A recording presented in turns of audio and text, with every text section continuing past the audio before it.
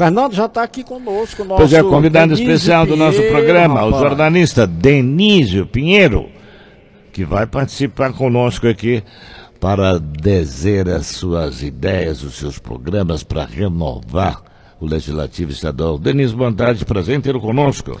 Boa tarde, Fernando, boa tarde, Francisco Bezerra, boa tarde a todos os milhares de ouvintes do programa Fernando Maia, aqui na Rádio Assunção. Enorme prazer, Fernando, enorme prazer estar com vocês. Denísio, quem te mordeu que provocou esse desequilíbrio comportamental? Você deixar de ser jornalista para virar político?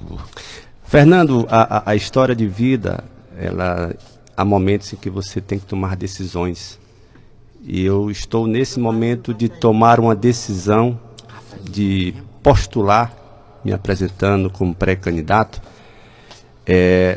por entender, Fernando, que a caminhada me proporcionou experiência, vivência e, acima de tudo, a certeza de que a política precisa efetivamente avançar, mudar, melhorar a qualidade da representação. Você trabalhou muito tempo, trabalha ainda com o Tasso Gereissati no gabinete dele em Brasília, né? Sim, sim. E aqui também. Eu estou há 27 anos trabalhando com o governador Tasso, hoje senador Tasso. Iniciei a minha caminhada junto com ele em 1995, mas eu gostaria de aproveitar a oportunidade, aqui aos seus milhares de ouvintes, fazer um relato histórico para mim muito emblemático e muito valioso.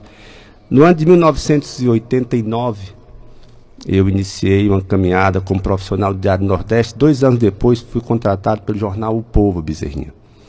Em 1991... Antes de você falar dessa sua jornada, me permita só um rápido parêntese. Em 1987, nós fizemos lá em Crateús o nosso curso de radialista. Exatamente. Na escola do velho Aderson Maio, Dedeco. Passamos uma semana em Crateús com a doutora Conceição de Weine como fonoaudióloga. Lembra do Samuca? Sim, Samuel Bahia, comunicador. Que nos deixou. A minha formação, Fernando, ela tem o lado da comunicação social, jornalismo pela UFC, o direito pela Unifor. Sou advogado, registrado na OAB, mas não milito profissionalmente, e radialista. Mesmo caso que eu. Sou radialista profissional, bacharel. Exatamente. Sou radialista profissional, por entender que o rádio é uma riqueza. Mas eu queria só aproveitar esse início de bate-papo, Bezerrinho e amigos, para relatar um fato que para mim é marcante.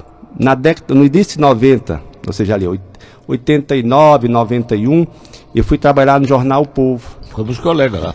Eu fui colega de Fernando Maia. Eu estava na equipe esportiva, comandada por Luiz Pedro, Marconi Alves, Paulo Rogério, Tânia Alves. E todo dia eu observava a experiência entrando na redação de Fernando Maia. Era o colunista do jornal O Povo. Eu estou diante de Fernando Maia, a mesma pessoa, naturalmente, os anos de experiência mais avançados. Mas para mim é muito importante, Fernando, porque você era e permanecendo uma referência no jornalismo. Obrigado, amigo. Hoje sou formado também como você em direito, não apenas bacharel, mas advogado, que eu tenho exame de ordem, eu tenho carteira da ordem. Muito bem, somos companheiros de ordem, de OAB, do Brasil, com carteira, pagando a mensalidade todos os anos. Um advogado que não tem concurso de ordem não é advogado, ele é um bacharel. É diferente, Denísio, né? E Fernando, Denísio, quem está seguindo a sua mesma trilha é o grande jornalista Marcos Uchoa. Depois de 30 anos de Rede Globo, ele deixou a Rede Globo e hoje é candidato a deputado federal pelo Rio de Janeiro. Muito bem. Pelo um profissional de história internacional, um dos mais brilhantes profissionais da imprensa cearense, da imprensa brasileira. E inclusive imprensa mundial tem Marcos Uchoa, um homem que entende de culturas diversas, de línguas diversas, e fala muito bem. Guerras, Copas, catástrofes, Olimpíadas. E estamos respondendo objetivamente por entender, Fernando, que nesses anos de governo, nesses anos de Senado, adquiri experiência, tenho me apresentado como pré-candidato a deputado estadual, sempre pelo PSDB, alinhado todos os passos com o senador Tasso Gereissati, com dona Renata Gereissati, com todos que comigo construíram a história de governo do Estado e estão construindo no Senado, e é desta forma, tenho colocado pré-campanha como um momento de debate, de visita a pessoas no interior e na capital, buscando construir uma plataforma que me dê as condições de ser bem analisado, de ser bem avaliado, de ser acreditado por aqueles que com certeza poderão confiar no meu trabalho na Assembleia a partir de 2023. Olha, o Denise, para quem não conhece, eu quero dizer isso aqui para os nossos ouvintes, quem o ouviu falar já viu como ele exala conhecimento e experiência. Ele é aquele homem estudioso, é da ala do jornalismo cultural, não é? Não é à toa que ele é formado, e isso é de família, a irmã dele é presidenta do Tribunal de Justiça do Estado do Ceará, nossa desembargadora, que é a irmã dele, e eu gostaria de saber, Denise, qual foi a influência do Tasso Gereissati nessa sua decisão? O senador o incentivou, ou você, no convívio com o senador, você despertou uma vocação interna que você não conhecia para se tornar parlamentar? Eu compreendo, Fernando, que a vivência me estimulou, a vivência me fortaleceu, a convivência, o dia a dia da política me consolidou o conhecimento, a experiência.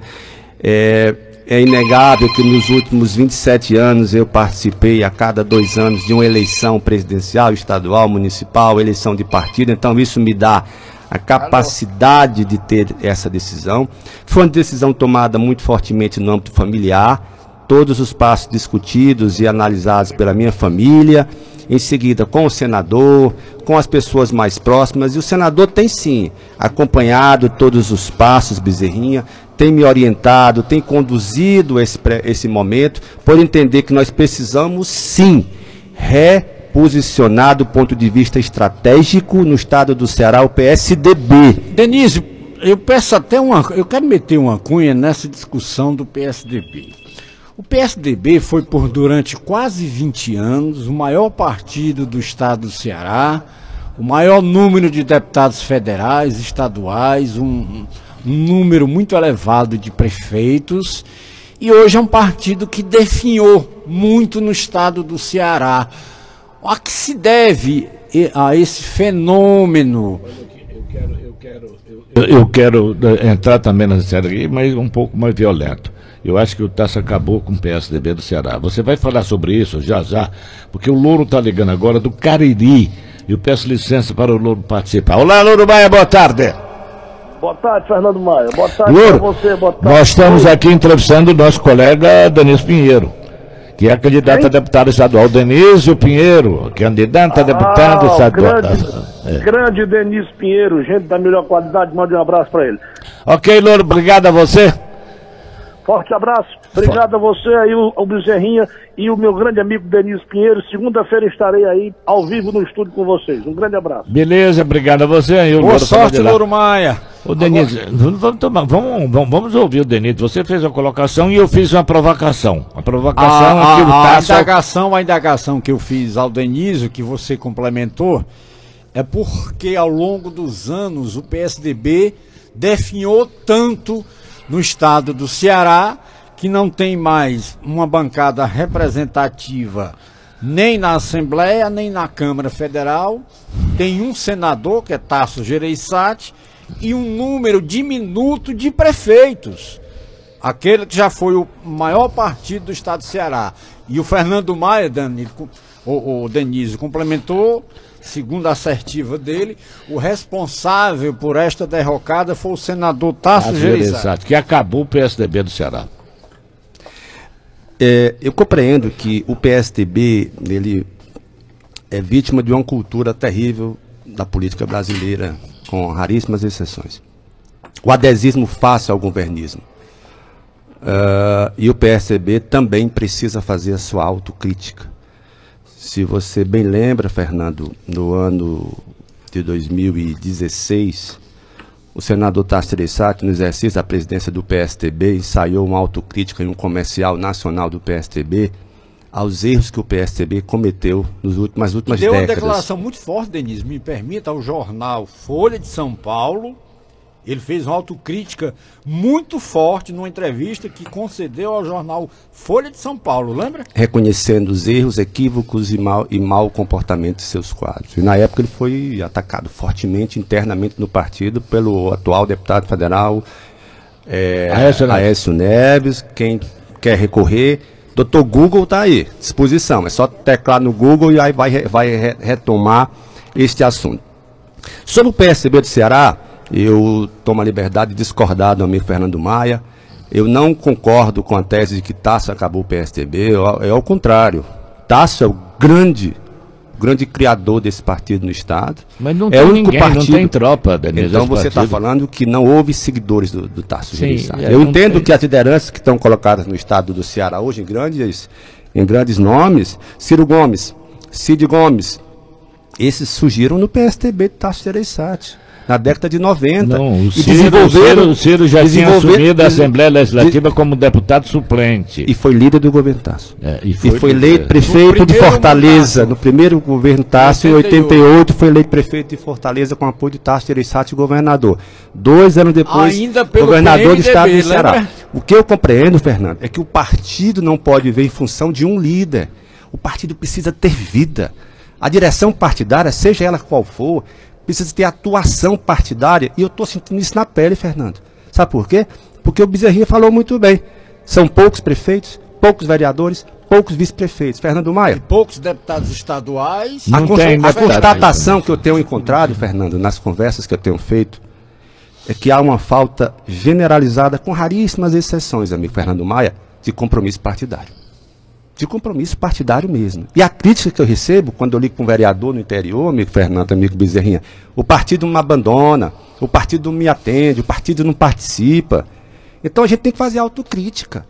A direção partidária do estado do Ceará precisa fazer uma avaliação sobre o comportamento durante os anos. Porque é muito fácil, né, quando a eleição, chegar para um aliado, para um correligionário, e dizer, olha, eu sou candidato, olha, você é candidato, no período eleitoral. O que eu defendo, e abertamente tenho defendido isso com o senador, nas conversas que tenho mantido com ele nesse período pré-eleitoral, é que chegou a hora de a gente reconstruir o PSDB mesmo, na verdade, Fernando. Na verdade. Refundar o partido no estado do Ceará, trazendo gente nova, Fernando Maia.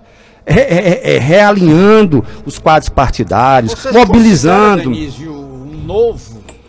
Bezerrinha, eu não quero ter essa condição de me autodeclarar novo. Eu acho que a história vai colocar isso claramente, mas eu tenho apresentado dentro do partido e pessoalmente para o senador essa minha disposição de colaborar efetivamente com o partido. É um novo momento da minha vida pessoal, Fernando.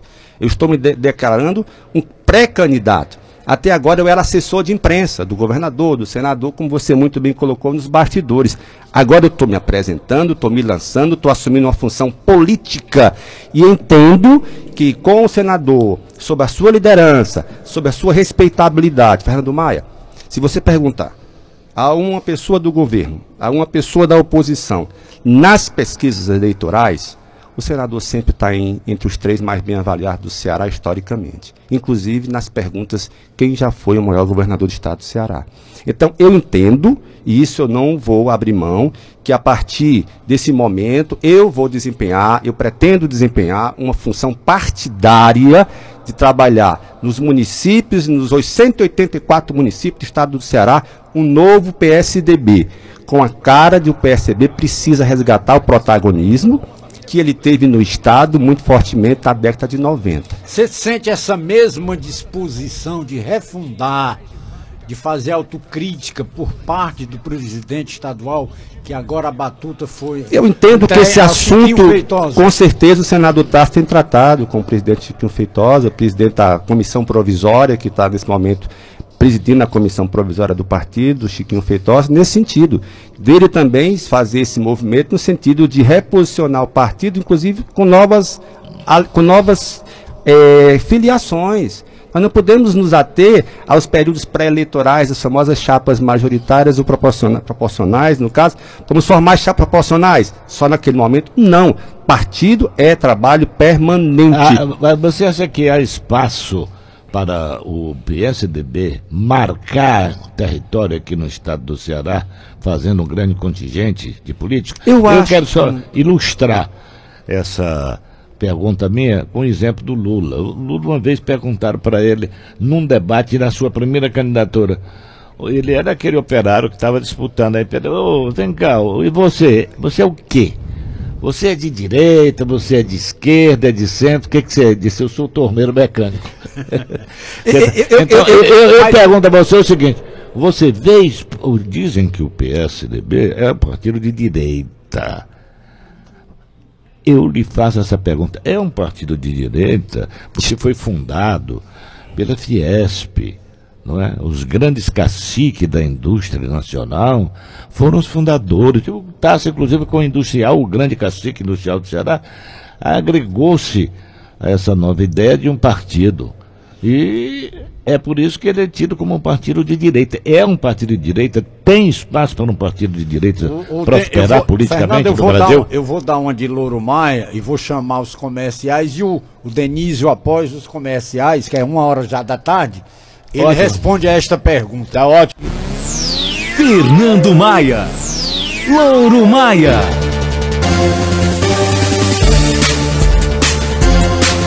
Já estamos de volta com o nosso convidado especial, Denísio Pinheiro. Olá, Denísio, você tem aí 2 perguntas colocadas para você respondê-las. O PSDB, historicamente, Fernando e Bezerrinha, ele nasceu no braço de centro-esquerda. O PSDB tem história social maravilhosa no país e econômico. O PSDB é o padrinho dos agentes comunitários de saúde, taxa de é o padrinho do Plano Real, a Lei de Responsabilidade Fiscal, Bolsa Família, que foi empacotado pelo presidente Lula como Bolsa Família, nasceu nos governos de Fernando Henrique Cardoso, com Ruth Cardoso.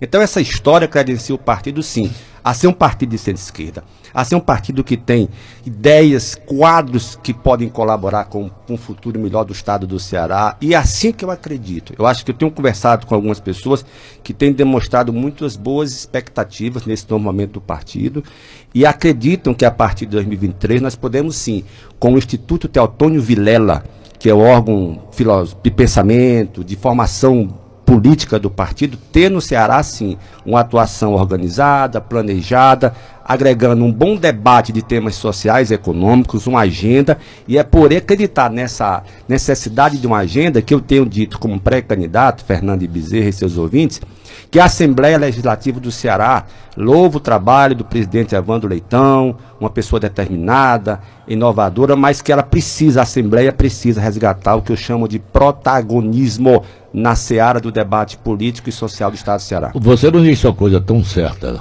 viu? Muito certa que você disse. A Assembleia Legislativa acabou-se. A pandemia contribuiu muito para isso, com esse negócio de sessão virtual. Sessão virtual, ela acaba simplesmente com o debate político, porque não há partes. O cara entra, faz um comunicado e o que ele diz não tem o contraditório. Claro, e parlamento é parla. Parlamento é conversa, parlamento é discussão, parlamento é debate, Denise, precisa ocupar. Eu tenho uma experiência de 20 anos como repórter na Assembleia e digo com esse cabedal de conhecimento que a última grande legislatura foi a legislatura de 87 a 1990, no primeiro mandato do Tasso, onde despontavam nomes como Ciro Gomes, que foi o maior líder de governo que eu já vi na Assembleia, pela verve, pela oratória, pela retórica. Você tinha Barros Pinho, você tinha Paulo Quezado, você tinha Antônio Câmara, Franzé Moraes, Júlio Rego, Piero Landim. Então era uma alta representação parlamentar. De lá para cá. Veja bem, você está falando de 1987, 90, e você está lembrando Fernando e Bezerrinha dos nomes. Lembra hoje? Qual é a referência da Assembleia do Ceará? Não tem, absolutamente. Qual é o debate que a Assembleia... Esqueçamos a pandemia, nós não podemos culpar a pandemia, não é correto. Você hoje lá na Assembleia tem um grande deputado de postura que é o Heitor Ferreira, e tem um grande orador que é o Fernando Hugo. Sim, com certeza. O resto você pode Denise, botar no moinho e torar. Não sei se vocês se lembram daquela frase célebre do grande Ulisses Guimarães, que perguntaram certa vez para ele, doutor Ulisses, O senhor não acha que esse Congresso é muito ruim, não? Aí ele disse, olha, se você acha que esse que está posto hoje é ruim, espero que estão vindo aí. Então é por acreditar que a gente precisa alterar essa lógica. E renovar para melhor. Para melhor. Nós temos renovado para pior. Vamos dar mais espaço para o nosso convidado especial e colocar suas ideias. Eu quero, aliás, o compromisso dele, porque eu achei muito pouco. Ele chegou hoje 12h30, mais de 12h30 e não teve tempo suficiente. Eu estou gostando muito do conteúdo que ele está derramando sobre nós aqui. E vou explorar isso mais detalhadamente, porque quero que o Denise volte aqui. E, Denise, a política nacional hoje é uma coisa totalmente desmoralizada. No Congresso Nacional não existem mais políticos comprometidos com o social. Os políticos são comprometidos com orçamento secreto. Lamentável. Lamentável. Para onde vai essa política? Porque se não houver homens que consertem isso. Você me permite só um gancho, Fernando, mas nessa sua pergunta, eu acrescentaria, Denise, o porquê. Desde 1989, pela primeira vez, o PSDB não vai ter um candidato a presidente da República. Eu diria que o partido passa por um momento difícil, eu acho que é consequência dos últimos episódios que envolveram algumas figuras nacionais do partido. Eu diria que esse encolhimento não só foi no Estado, mas foi no Brasil. Se nós pegarmos historicamente as bancadas, elas vêm decrescendo. E a não possibilidade de ter um candidato, para mim, é o reconhecimento explícito que o partido precisa rever as posições, os seus comportamentos, acima de tudo, rever a própria atuação política. Eu diria que é consequência, Bezerrinha. Não acho nenhum desmérito não ter um candidato. Ter humildade de reconhecer que não tem um nome faz parte também da autocrítica que é preciso ser feito. Mas eu acho que, Fernando, essa coisa a crise na representatividade política é um tema, inclusive, que eu tenho estudado muito, porque sou mestrando em ciência política pela Universidade de Lisboa, e é o tema que eu estou aprofundando. A crise na representatividade brasileira, ela vem aumentando ano a ano.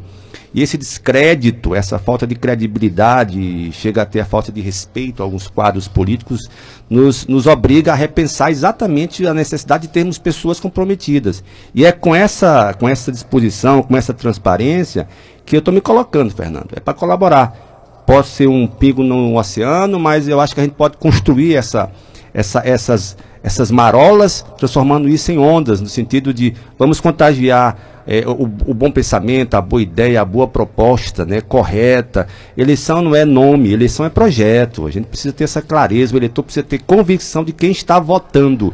Eu tenho visto isso e analisado, e pesquisa, ontem saiu uma pesquisa no Estadão muito forte, Fernando e Bezerra, sobre o descrédito no Congresso, aos parlamentares, a falta de lembrança. O eleitor hoje, se você perguntar na Praça do Ferreira, vamos dar aqui um espaço físico, centro de Fortaleza, você perguntar a 10 pessoas, em quem você votou para deputado na última eleição, tenho certeza que 8 irão que não sabem. Porque não lembram, porque não tem o compromisso. Então isso torna... Não há uma consciência crítica dos próprios parlamentares, não é? Para rever o atual momento político que nós vivemos.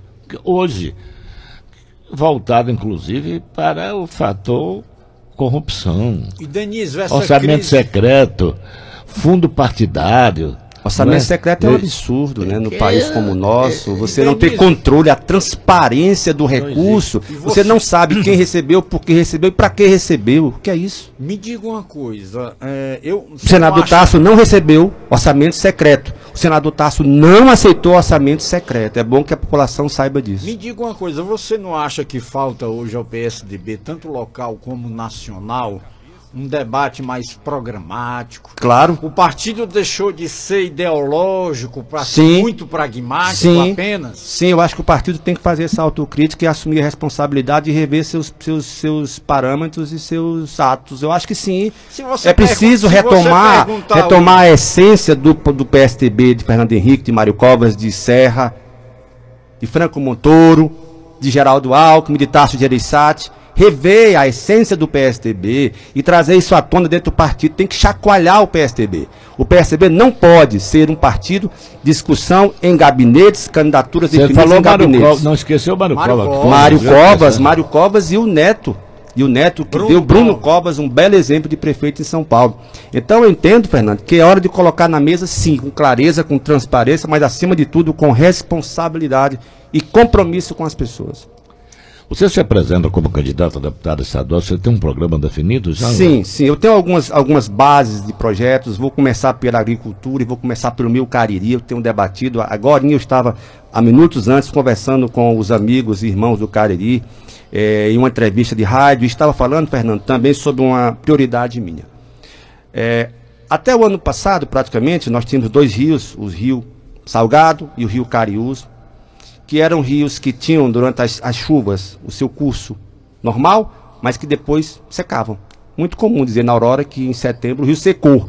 Com a transposição, nós temos rios perenes, a partir de agora. Nós temos água correndo no leito. Então, minha ideia inicial, discutida inclusive no Cariri na última semana. Abracei um programa, conversei com o senador Tasso sobre isso, tenho conversado muito com o Impérides Macedo, tenho conversado muito com José Liberato, que foram homens que colaboraram com o Ceará na questão hídrica, no sentido de transformar o leito, as ribeirinhas do Rio Salgado, as ribeiras do Rio Cariús, em uma grande área de irrigação com produção de flores, frutas, o arroz do Iguatu, e isso trabalhando a terra boa, a produção tecnológica, a água e os centros urbanos, nós teremos excelente produtividade. Nós teremos emprego e renda para aquelas populações ribeirinhas. Isso com apoio técnico da Emates e com apoio tecnológico da FATEC Cariri, que já tem assegurado a possibilidade de difundir a energia solar. Essa questão da irrigação, para mim, é uma prioridade. Saúde, eu tenho prioridades, e no emprego e renda também. Olha, eu quero ouvir em outra oportunidade, vou convidá-lo para você voltar aqui, porque você tem muito conteúdo, e isso não pode ser só um programa. Nós chegamos aí à fase final, você pode fazer aí a sua última palavra.